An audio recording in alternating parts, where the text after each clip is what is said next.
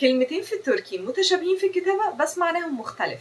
أول حاجة معانا arkadaş وkardeş. arkadaş يعني صديق، kardeş يعني أخ.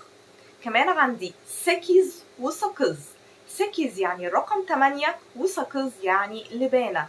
وكمان عندي كلمة sırt وسert.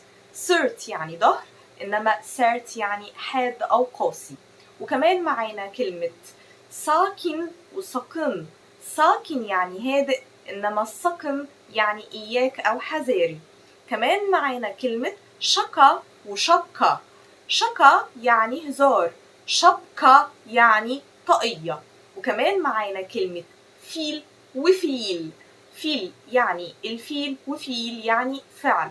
وآخر كلمة معانا كلمة قلن وقدن. قلن يعني تقيل وقدن يعني سيدة.